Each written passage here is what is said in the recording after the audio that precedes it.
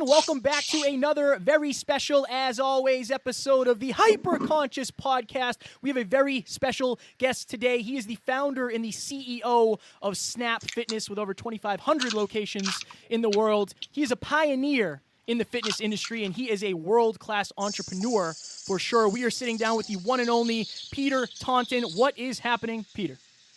Hey, Kevin and Alan. It's my pleasure to be with you guys. You know what? I love the opportunity to share my story, and especially with young entrepreneurs. And I understand that you guys have got a large female following, which is particularly inspiring for me, because I just did a drop a couple of weeks ago saying 90% of the people I speak to are males. And I said, hey, ladies, you've got every bit as much opportunity to win as the men do. So, you know, lean on me. I'm here to help, and I'm here to advise and share some of my stories of road rash and perseverance. And, you know, just like you've got every much opportunity to win, the same requirement and the same road rash of losing is pertainable to you as well. So, you know what? Road rash is road rash, and it's non-gender specific. Yes, I like that. I like the fact that you put it that way. So before we get into hammering you with questions and going very deep, again, I think it's easy for people to forget that the person that they're seeing now, the Peter Taunton in 2020, wasn't always this person. So can you take us back, kind of take us through your journey from being a young version of you to being the founder and CEO of STEELE Fitness and having so much opportunity, but doing so much work with that opportunity? Yeah, no, of course, no worries. As you know, prior to our going live here, I told you guys that you met me 35 years ago, I would have been giving you a towel and a locker key. So I'm living proof that the American dream of being an entrepreneur and financial success and independent, it's alive and well. So I had an opportunity to turn around a failing health club in my early 20s, and it was the club was losing about $200,000 a year. I got a call one day from some guys in Minneapolis saying, Peter, would you consider coming up and trying to run our club? They paid me $16,000 a year, 1/6. Wow. So, yeah, no kidding. It's damn near poverty, right? So Anyway, they said, but I tell you what, if you turn this club around, we'll give you an opportunity to buy us with the profits that the business generates. So I had nothing to lose. At the time, I'm living in Orlando, Florida. I was playing professional racquetball, and I said, I'm going to give it a go, right? So I move up to Minneapolis, look at this club, and the first question asked is, hey, guys, what's my marketing budget? They looked at me and said, Peter, maybe you don't understand. This business loses $200,000 a year. We have no marketing budget, right? So and I love that. It's exactly what I needed, because it put me in a place of being uncomfortable right away. So I immediately had to figure out a way. So what did I do? I bartered. I went to the carpet stores, the painters. I remember going into the carpet store saying, hey, look, I need carpet for my health club, but I don't have money. So normally they would run you out of the room, right? But I said, but I do have memberships. So why don't we do a trade? I'll give you memberships for all your employees, and you give me some carpet. And I was smart about remodeling the club. I would do one room at a time. And I started with the lobby, because I wanted the first impression to be a good one, right? Now, so they'll make a long story short. In 5 years, I turned that club from losing $200,000 a year to making about $250,000 a year, because the community rallied behind me. They saw that I cared. They saw that I was part of the community, and I was. I knew that if I was going to win in this business, I had to be humble, and I had to dig in and make myself available to the community. And clearly, it worked out. I did that for 8 years until I had enough equity in the club to where I could refinance it. I did that, and then I went on to build 7 more full-service big box clubs. I did that for the first 20 years of my 35 years in business.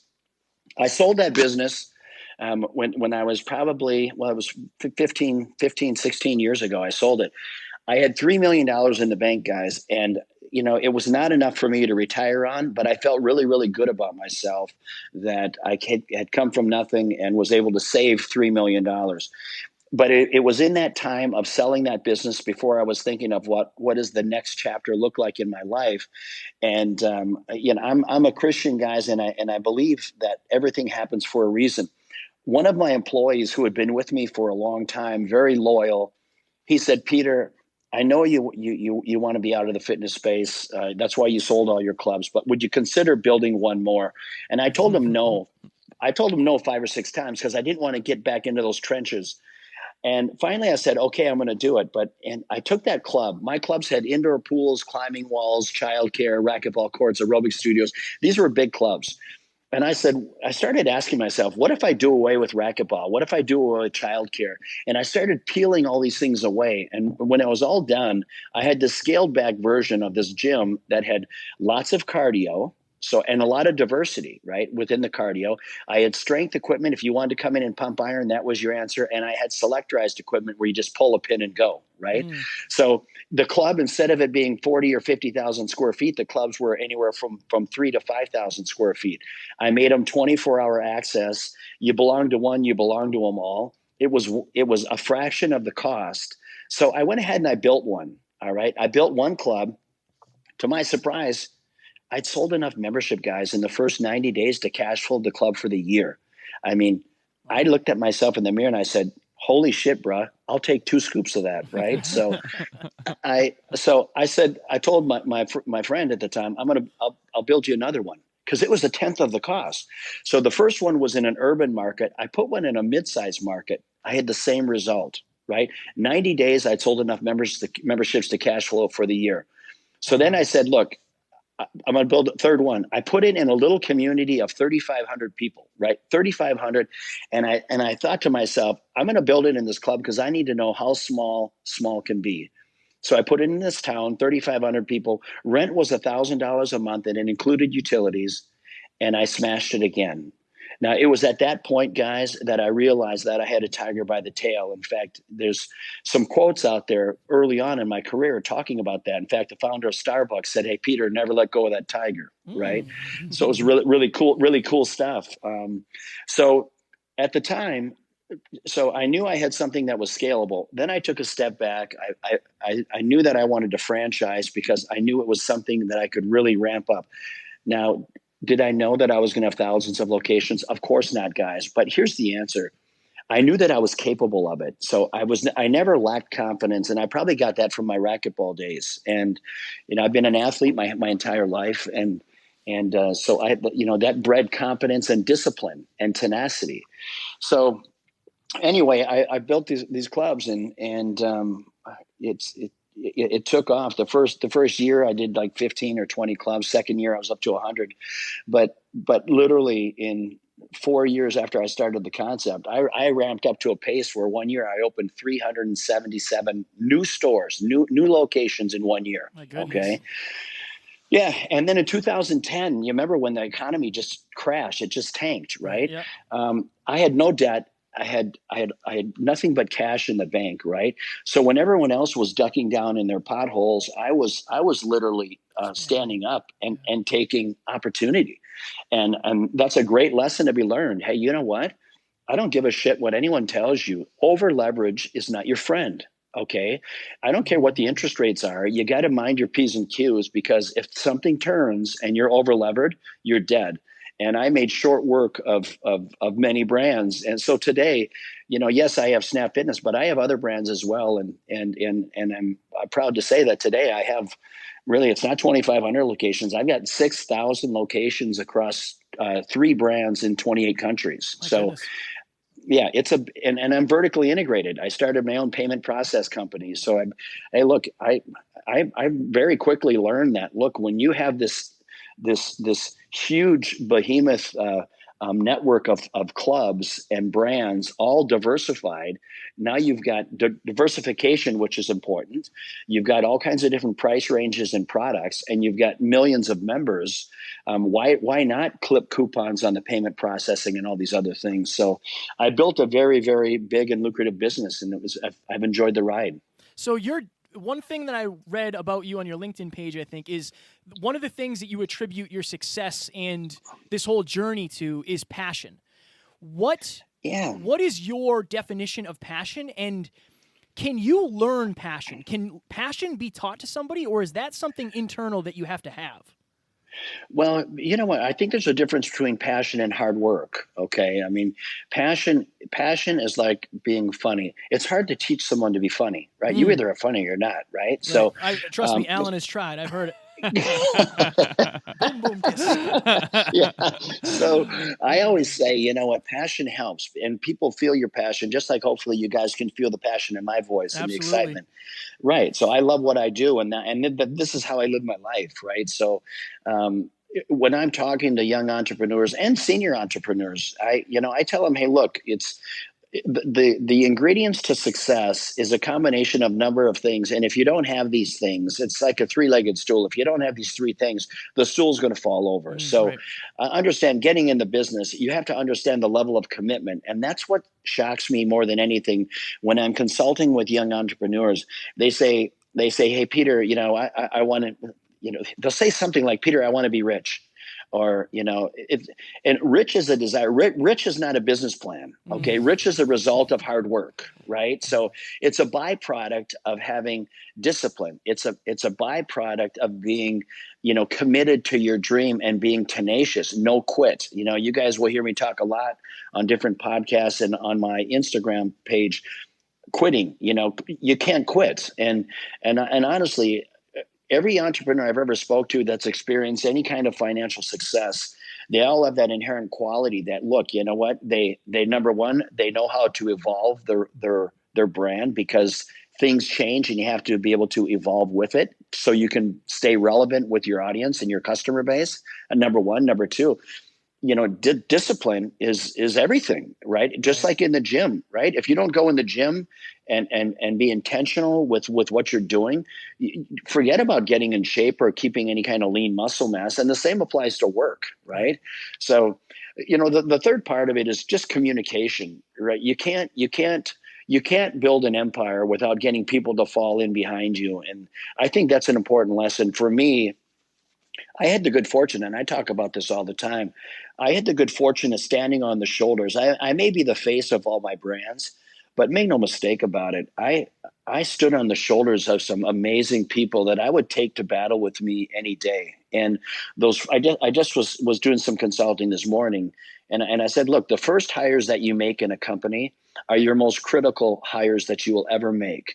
They've got to be multifaceted. They got to be able to multitask. They got to be doers. And, a word that I love to use is grit, right? They got to have grit, because when the road gets rough and the pressure gets hard, you can't have a bunch of pussies working for you, right? And I say that figuratively, men or women, right? Because the road, it gets hard and it gets challenging, and you're going to have some sleepless nights, and you can't walk into the office and see he or she under their desk in the fetal position. You gotta own it, and you say, look, we're going to get through this, right? And everybody's got those stories of hardship and sacrifice on their road to success. It's part of the journey.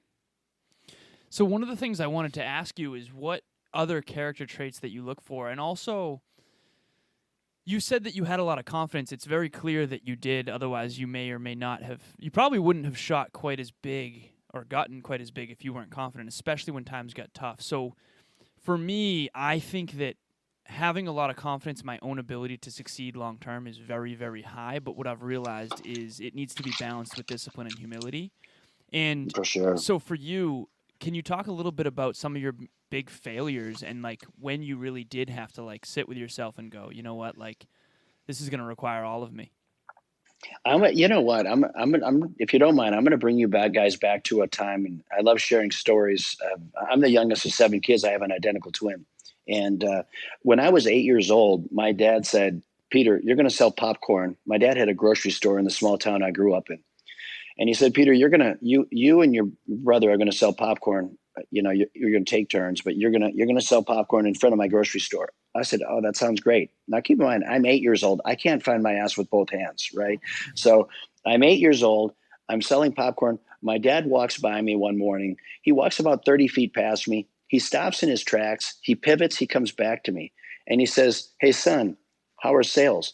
And I said, well, it's kind of slow. And he says, you know why they're slow? I go, no, Dad, why? He goes, because you got to get your ass up from behind that counter. And I said, oh, what do you mean? He goes, when people walk by, go up there and ask them, would you like to try some popcorn today? Right? Now, keep in mind, I'm 8 years old, right? And And I'll be honest, I'm scared shitless, right? I'm a little shy. I've never done this before. So I got up from behind the desk because I do what any good 8-year-old does. People start walking by and say, hey, would you like to try some of my popcorn? I just popped it. It's fresh and this and that. Well, my sales like skyrocketed. Okay. So what it did, it took me out of my shell and got me out of my comfort zone. And that's a lesson that you can learn at 8 years old. And that's a lesson you can learn at 50. Okay. So there's that piece of it. The next lesson I learned was in racquetball. Okay, I picked up a racket for the first time when I was 13 years old. It felt great in my hand, and in my small town, I was probably one of the best players in town. Right, so I felt really confident. I remember talking to my mom. I said, "Mom, there's a tournament going to be in Minneapolis, and I think that I should go. I think I've got a good chance of winning." Now, keep in mind, I was really good in my hometown. So I went, the tournament that I played in was the junior nationals, right? I go, my mother says, well, if you think you can be competitive, go, right? So I did. I went to that tournament. I got beat 21-2, 21-3 my first match. Okay. I couldn't get off the court fast enough. I got completely throttled. All right. Best lesson I ever learned. You know what I did? I came home and I saw racquetball played in a different light. So now with that experience, right, I came back. Within 3 years, I was a sponsored pro traveling around the country. Okay. So I took it from playing at what I thought was a good level from my perspective. And then I got real perspective. Right. And that's the same in business. You know what? You may think you're doing things right, but I tell you what, the day that you stop learning, the day that you stop paying attention, the day that you stop dreaming is the day that you stop growing as a person. Right. So it's very important. You're going to learn life lessons, and you're going to have these pivotal moments within your life that we all have. And it's when you sit down and reflect like we are right now that you say, you know what, that moment, it couldn't have come at a better time. And I'm glad it's stuck in my mind because I use that as energy and power today. Peter, when you said, so you said you can learn about your comfort zones at 8 all the way up to 50. You had extra Y power because your dad was breathing down your neck a little bit. So say somebody is 25 years old, they really like comfort. They're afraid of a lot of things. What can we tell them? Because that's something big that we always try to help people with is, nothing grows within your comfort zone. What advice do you give to others that might not have that level of confidence that you have to help them get out of that comfort zone? Well, I talk all the time about fear. Fear is a dream killer. Make no mistake about it. Okay. Fear is a dream killer, and fear resides between the 6 inches between your ears. It's in your head. It's in your head. Okay. So the first thing you got to do is have confidence in yourself and understand that you've got this. In fact, I just dropped in one of my Instagram posts the other day. I dropped 1 or 2 a week, but it was about struggles, and it was about setting goals. And I think it's very, very important that every day, and for all of your listeners out there, if you haven't done it yet, after this podcast, sit down and write down 4 or 5 of your goals. What are your short-term and what are your long-term goals? Put some thought in it. Don't just slap down bullshit. Think about things that you really want out of your life, both financially and spiritually, and with your family, whether you're single, with your girlfriend, with your family. Put it all down. Write it down. And I tell you what, tape part of it on your bathroom mirror and put it on your refrigerator, because as I said earlier, the day you stop setting goals is the day you die, period. So you're never too old to set goals for yourself, and then have confidence in yourself that you will get through it. It's not that you're going to set goals and you're not going to experience adversity. Everybody has that, but you know what? And I say this all the time, Kevin and Alan, that adversity, that's your narrative. Okay, that's your storyline. That's your life story. And I'll tell you straight up, if you take 2 people, men or women, and one person, everything was handed to them their entire life. They never had to work for it. Here you go. They're a little trust fund baby, or they took over a business that was already thriving and growing. Do you want to hear that person's story? Or do you want to hear the person that started from nothing in the dirt, self-made? He's got the road rash, the grit, the tenacity, the confidence. Has he taken a few on the chin along his way? Absolutely. I mean, which book do you want to read? Which book do you want to be part of? You're damn right.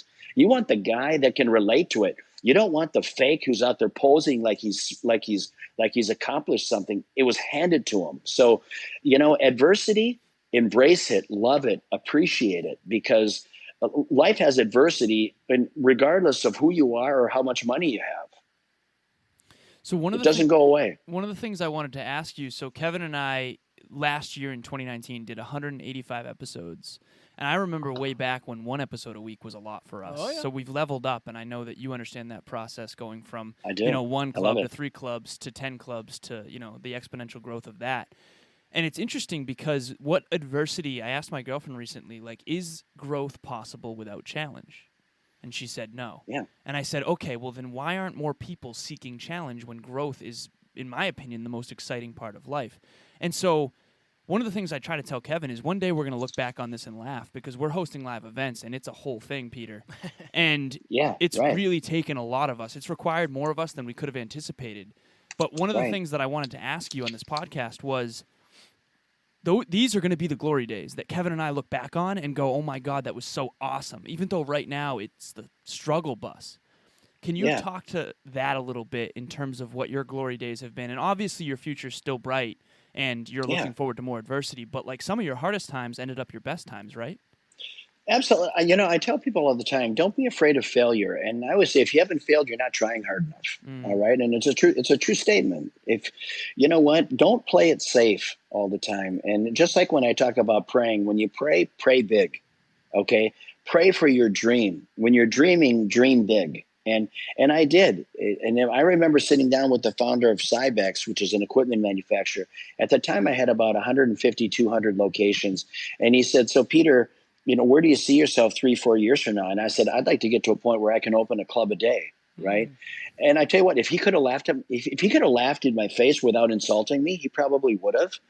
But today, even to this moment, John Aguilera, who's the founder, and a couple of dear friends that are no longer with the company, are good buddies of mine now. We laugh about that day, about what I said, I'm going to open a club a day, and I'll be damned. 3 years later, they had me up on their stage, talking about 377 new clubs a day. Right. I was the fastest. A year. 377 a day. Whoa. Yeah, it was magical. They talked about it. I was the fastest growing brand in probably in the world at the time, which is pretty amazing. So, when you talk about failure, don't be afraid to fail. And I always say, when you fail, learn fast, learn early. Okay. So recognize your failures and try not to repeat them. All right. So just appreciate it, but try to stay out of that lane, because obviously it's not productive for you. But don't consider yourself a failure. It's an experiment. I mean, who was that? Who was the guy that invented the light bulb? I just heard this the other day. He had So Thomas Edison, he didn't have 10,000 failures, right? He didn't have 10,000 failures. He got the one right, but every part of it was a learning curve for him. Right. So you just can't be afraid of it. Just embrace it and keep pressing forward. Peter, we're talking about failures, and I think that's one of a lot of people's biggest fears. Can you walk us through some of the insecurities that you had to overcome? Because again, you're very confident and you're very successful, but you have had to overcome things just like anybody else would have to. So can you run us through some of your insecurities that maybe they're situational, maybe they're traits, stuff that you had to get over to get where you are today? Yeah, it's, what, in business, I was told that I should create my own software application. Okay. And the people that were talking to me about it were saying that, look, this is something that we can get done in a year. It'll probably cost about $1 million to create and produce. And at the time I was spending a lot of money for the back end system of our software. So through the advice of people that were a hell of a lot smarter than me when it comes to slinging code and programming, I took their advice and we moved forward. Well, the reality is 3 years later, and probably $4 to $5 million later in development, we still did not have a product. And just now, like within the last 12 months, are scrapping the idea of that software and going with something that's kind of off the shelf that's going to meet our needs. And so that was a lesson learned. It was an expensive lesson.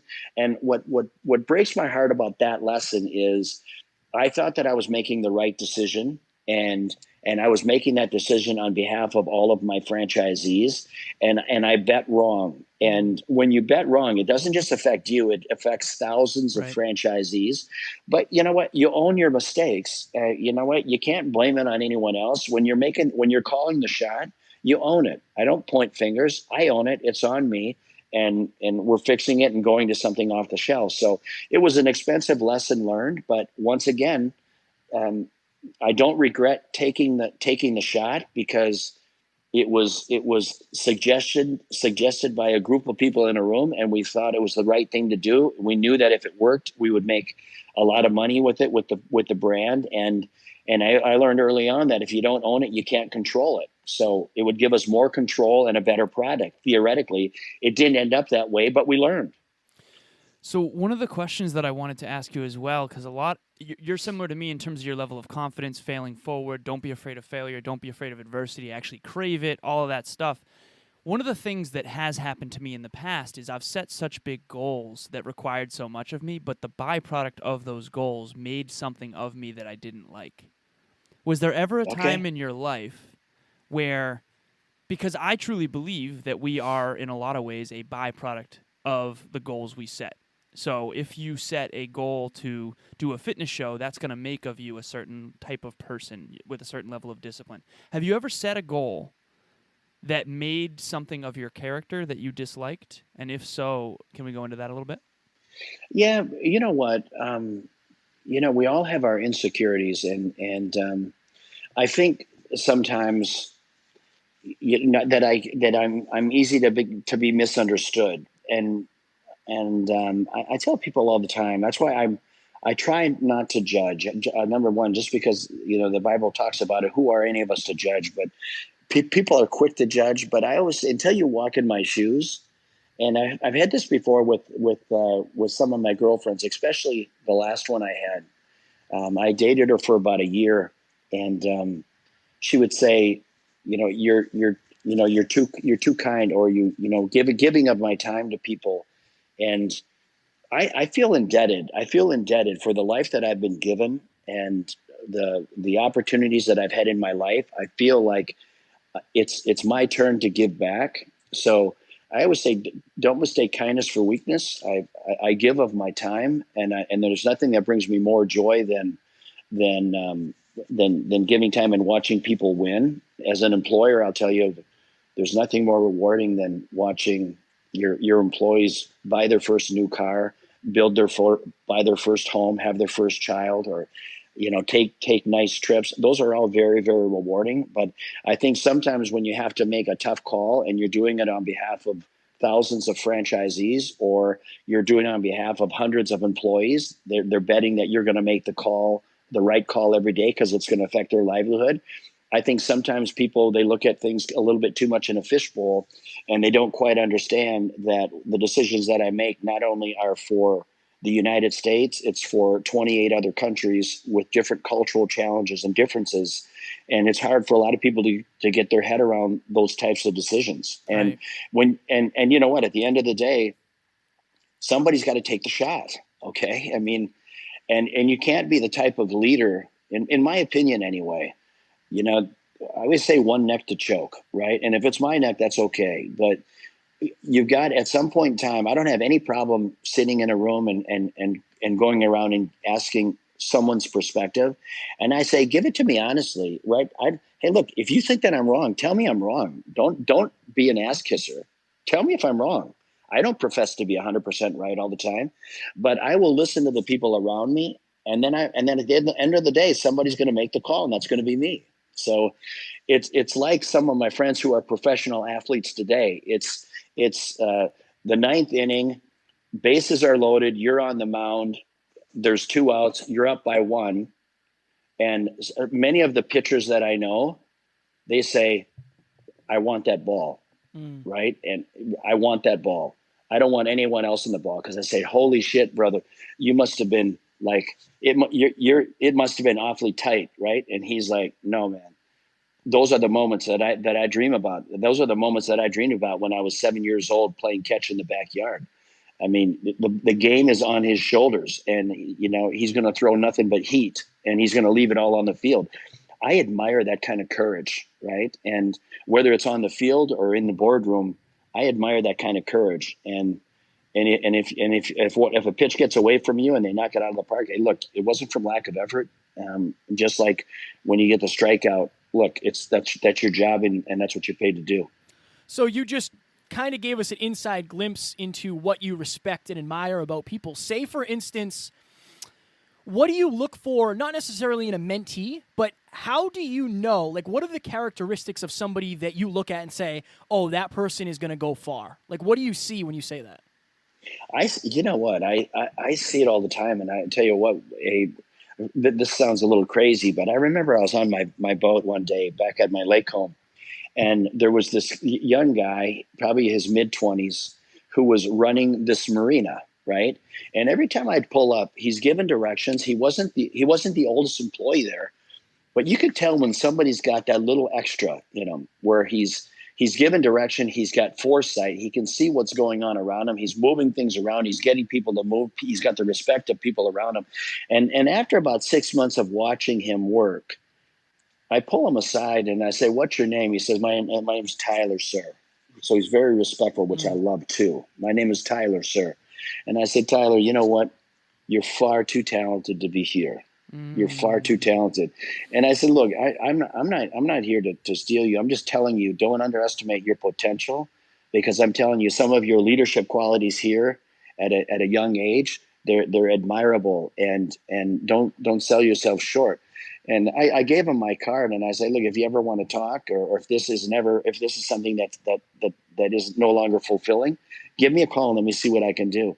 He ended up calling me about 6 months later and ended up being one of my best employees, and he's a friend of mine today. But, I like the qualities that I look for in people. I like the qualities where people are thinkers, right? They're problem solvers. They're doers. They don't look around and look for someone else to do something.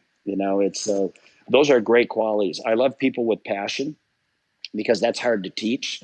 I love people with a good work ethic. They know what an honest day's work is. I love people that are kind of get it done type attitudes, meaning that they're not there for the 9 to 5. They know that they're given a job to do, and they're going to give whatever it takes to get it done within the timeline that's been given to them. So those are all great qualities of leadership, right? And when I talk about mentoring, every management person in every company I've ever worked, they know that if they fire someone, they're gonna talk to me about it, okay? Because I let my department heads do the hiring, and I ask them, tell me, what do you love about them? All right, because you're not just filling a hole. What do you love about them? And then I sit back and I listen. All right. Now, if that same person gets fired a year later, I say, what happened? I'm talking to that same manager. What happened? Because your job is to mentor and lead, okay? Not to dictate. It's to make better people, better employees of the people that we bring onto our team. Because the company is going to continue to grow, and the real definition of leadership, or in my opinion, is somebody that can make the 10 people around them great. Okay. Right. Now, some people can't handle that. They're too insecure about it, that they're going to lose their job. Hey, look, I hire people smarter than me all the time. That's my job, right? Mm-hmm. Because and what I teach them is, I hope that I inspire them and I motivate them by my actions, and I hope it's contagious for everyone around me. So, those are the inherent qualities I look at from people: just doers and hard workers, and not afraid to fail, and they're compassionate, and they share their knowledge.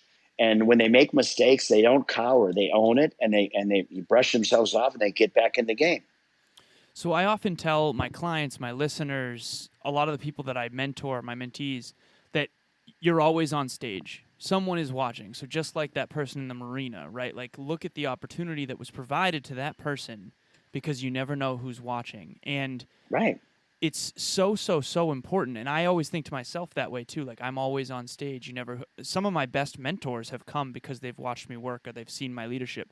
So one of the things that I wanted to ask you is, so Kevin had just left, but basically what we normally do on this show is we talk about the good and the bad. We pride ourselves on pulling back the curtain on some of the less than ideal things. So if you are someone who's got on your radar talent, I've often said that the key to every business owner is attracting and retaining the best talent. So that's a big thing that's on your radar. So you just talked about what you do look for. What do you look for as a warning? I would assume ego is one of them, but go ahead. Yeah.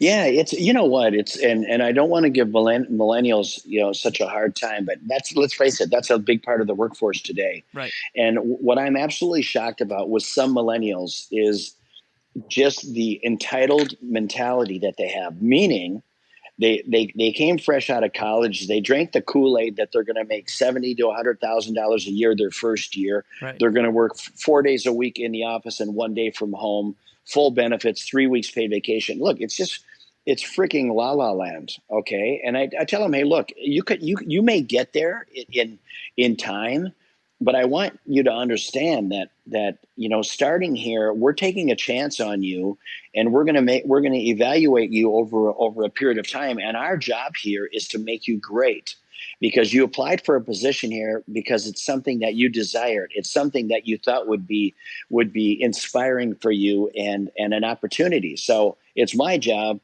to give you that opportunity and not put a ceiling as to how far you can grow within our company. Right. So I set the stage for them. I set the expectation for them. And some people gravitate towards those challenges, and other people shy away from it. And, those that gravitate and they want more and they're hungry, those are the people that move up within the company. And if one of those people that gravitate and grow within our company, if they leave, I pull them aside, because I've always had an open door policy in my office. I say, look, I don't care who you report to. If you've got a problem, you come into my office. I want to hear about it. That's the way I manage my people, right? And when I'm talking to people like that, I say, look, what happened? Where did I fail you? If I have somebody who was great and then they're starting to slip, and pretty soon they start looking for another job, I ask them, let me know what happened. Where did I fail you? Where did I let you down? And then I tell them, hey, look, I'm a big fan of yours, and I was a big fan of yours when you were hired. And I want you to know that wherever you go, if when you get there, it's not what you thought it was, I want you to know, don't be so proud that you can't turn around and come back here, because I will always have a home for you. Why? Because you're a winner, and winners like to win. Mm-hmm. So I wish you the best. Get out there, fight your ass off, go chase your dream. And if it doesn't work, come back here and we'll try to put that dream in front of you. Peter, I want to talk a little bit about money. So obviously you have a ton of different brands. You've had a lot of success. A lot of people are afraid of money because I think a lot of people have vilified money and made it seem like it's a bad thing. Can you talk about the feelings that you got when you quote unquote made it in terms of like financially? And I don't know if you've ever felt that way, but can you talk about that and how money has changed your life, but maybe in ways that people wouldn't assume or see? Of course. You know what? I'll share a story with you guys. Remember when I sold my after 20 years, I sold everything I had. I had $3 million in the bank, right? Mm-hmm. So I started Snap Fitness, and I started Snap Fitness with $300,000. Okay. And I had the money in the bank, because remember, I had 3 million, right? So I started with $300,000. 5 years later, I was doing about 5 million of EBITDA. But I had so much runway. I had sold about 600 licenses. I had a couple hundred locations open. So and private equity groups were calling me every week. Okay. And there was one group, Summit Partners out of Boston, that there was a guy there named Peter Rotier, who's a personal friend of mine today. He was tenacious. I mean, the guy would call me every 2 weeks, and I would say, hey, look, I'm not interested. Because believe me, everything in front of me was wide open, and I was absolutely killing it, guys. Right. So I got to a point, and this is a great lesson for all your listeners. When people talk to me about being an entrepreneur or starting a business, I listen to their business, and I try to get my head around exactly what it is, what they're trying to accomplish. And then I ask them, what's your exit strategy? Mm-hmm. Okay. And this is a great lesson learned. You know what? At some point in time, for all of you entrepreneurs out there or aspiring entrepreneurs, believe me, there comes a time where you need to take some chips off the table. As an entrepreneur, you need to do it because that's part of what being an entrepreneur is. So I sold 40% of my company when I was doing 5 million of EBITDA. But here's the reality. My multiple, I traded at a 20-time multiple. So my company was valued at $100 million. And I sold 40% of the company. Why 40? Because I wanted to take enough chips off the table to where it would be meaningful, but I also wanted to maintain control of the company. So I wanted to be flying the plane. Right. When you guys hear me say flying the plane, I'm talking about my companies. I make the decisions. Right. Okay. So I sold 40%. I'm walking down the first fairway of a golf course this morning. Keep in mind, the day before, I had signed probably 500 signatures on the closing documents. And I'm not kidding. I've never seen a stack of papers like this.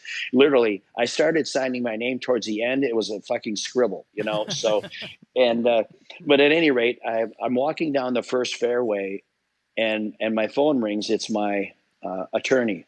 And she says, the funds have landed. And, you know, I'm telling you guys, I opened up my phone and I opened up my bank account. There's 47 million in my bank account, and I tell you what, my eyes welled up. I cried like a little girl. Right? It was because that in that moment, I realized that I actually did it. Right? It wasn't hype anymore. It wasn't ambition. It was complete conception of an idea, putting together a plan, and executing. And I felt so blessed, and it was surreal for me, right? So I had 47 million in the bank with no debt. I told the guys buying that were my partners, Summit partners, I said, we're not going to put any debt on the company. Now, conversely, I took that company, and 5 years later, I grew it from 5 million of EBITDA to 20. And I sold 11% of the company 5 years later for about the same amount. Okay. So, I'd been there and done that before. So it was, even though it was exciting for me, I was already financially set. And so today I own 44% of Lift Brands, and, you know, it's a several $100 million company. And at some point in time, I'll sell that last chunk. But, you know, that's part of being an entrepreneur is, you know, coming up with an idea, executing, but then financially pulling some of it off the table. Don't be that guy that rides the bell curve all the way down the other side. Don't be that guy. Peter, so number one, thank you for taking me and Alan through that and the listeners, because that makes me automatically shoot higher because hearing that is right like, my goodness. So we're coming up against the time here. We have like 10 minutes left. Alan and I have a question that we love to ask each and every guest. And my question is this. So we are given this limited time on Earth. We get to do with it what we please. What are you hoping to accomplish before you die? And maybe you already have, but what is your goal? Well, it's funny, you know, it's no longer financial goals. In fact, everything that I'm doing, even this right now. So all of the consulting that I do, I don't pay myself. So I'm not doing anything anymore for money. I'm doing it to help other people achieve the American dream or whatever country they live in.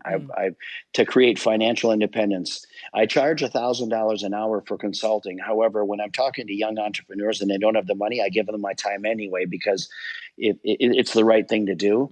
But when people want to pay me for my consulting, they make it out to the Peter Taunton Youre Foundation, which I donate 100% of it to charity.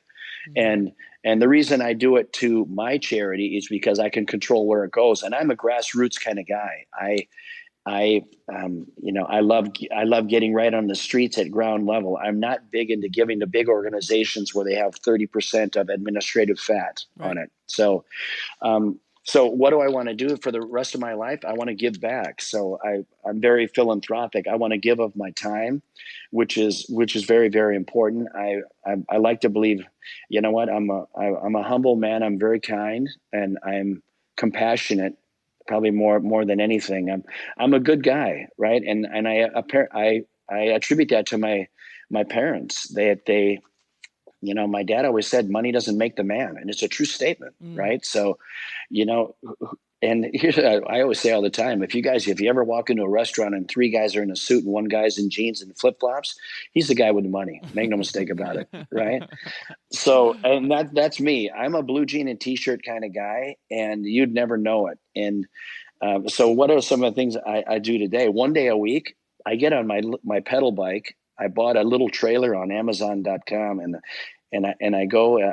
I get cookies and cupcakes and donuts and coffee and water, and I pedal that thing into the hood of Miami, right? And I roll up on these people, and they're like, "Who in the hell is this cat?" Right? But I roll up on them, and I make friends. Hey guys, how's it going? They have no idea who I am.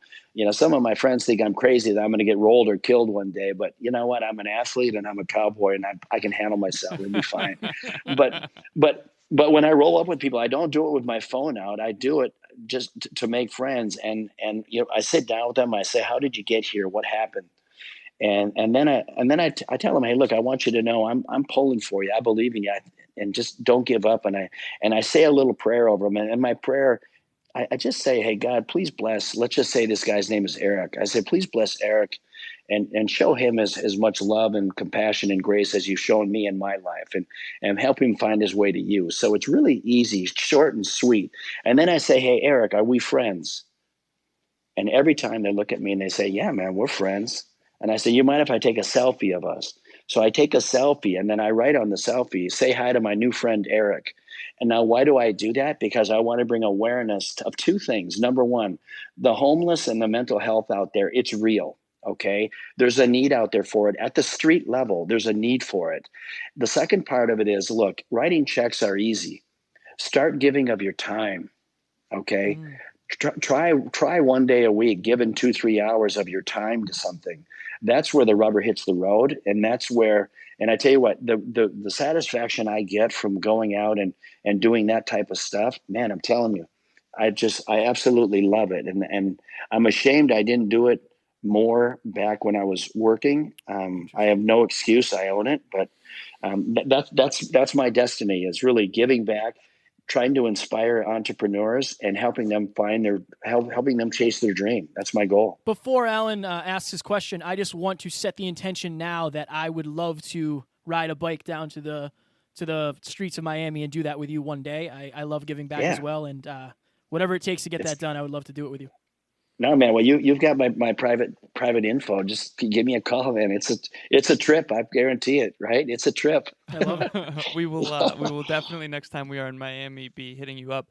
So my last question for you: it seems like you've had a hell of a wild ride, and when it comes to inspiring entrepreneurs, you have done that with many more than two, actually, since many of our listeners are entrepreneurs as well.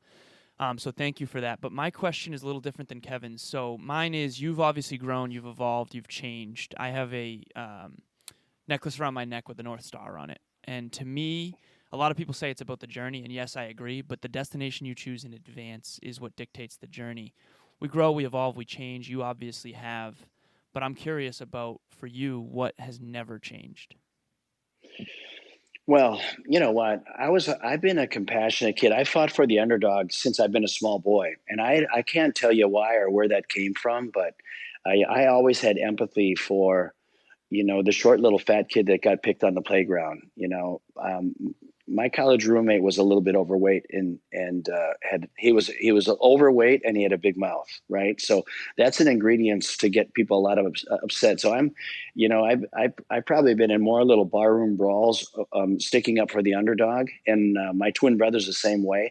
I just have compassion for the underdog, and in every way, shape, and form, I root for them, and I love seeing success. And I was like that when I was 7 years old, and I'm that same guy today. So that's unwavering. You know what? Have I made some mistakes along the way in terms of character, some of my decisions?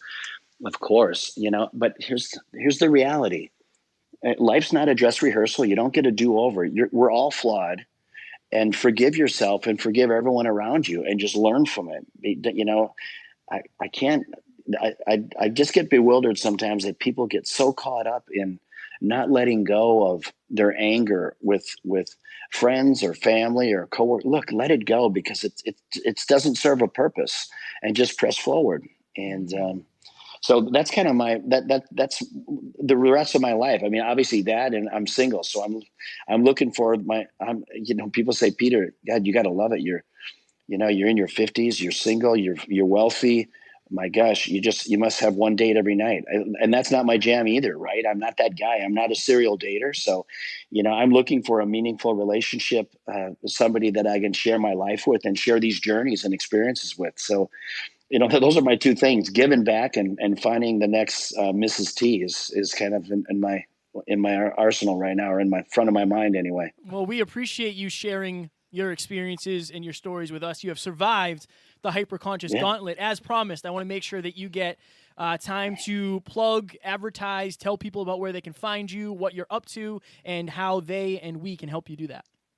No, hey, I appreciate that. So I'm trying to build my followers, right? And my mission is really to help people find their way. And if I can alleviate some of that road rash to financial independence and financial freedom, that's what I want to do. So when you guys go live with this and with your listeners, if you were inspired by anything I said, find me on Instagram, I'm really creative. That's why I'm not in marketing. It's Peter_Taunton, right? So So Peter_Taunton. So you find me and just tag me. And what I'll do, if you say something nice, I hope, tag me, and then I'll share it with my followers. I have a couple 100,000 followers, but I would love one day to have a couple million followers and inspire people all over the world and help them fight that good fight of financial freedom. And I can definitely vouch for your Instagram. I watched a couple of your IGTVs where you just sit down and you go deep on a topic, and I absolutely love that because that's one of my favorite things to do as well. So I can definitely vouch for Peter's Instagram, and yes, I follow you. Thanks. Thanks, brother. I appreciate that. Absolutely. I appreciate that. So you guys, thank you so much for your time. I love what you guys are doing. I love your energy. I love the name of your show, right? That's why, for all your listeners, I was asking, hey, how did you guys ever come up with this, right? But I love it. You guys have great energy, and your purpose is right on point. So, you know what? God bless you guys, and keep fighting the good fight. We appreciate you. We appreciate your time and the lessons you have imparted on us and the listeners, my friend. Peter, thank you so much for coming on the show. We are hosting Hyperconscious Live events all over the country now and in the future, and I look forward to hopefully having you as a speaker sometime. Hey, you got it. Anytime, guys. I love doing this, and I appreciate you thinking of me. I really do. Right on. Peter, if you could leave the listeners with a 10-second blip of motivation or inspiration before we let you go, what would it be? You know what? Life is short, so it's going to be ups and downs. It's going to have twists and turns, but believe in yourself, have confidence in yourself, and know that you can get through anything that you set your mind to. Never quit. Never quit. Lean on your friends and lean on God. Boom. He'll never betray you. I love it. All right, Ladies and gentlemen, that was Peter Taunton. We hope you enjoyed, and we will talk to you soon. Talk to you soon. Bye.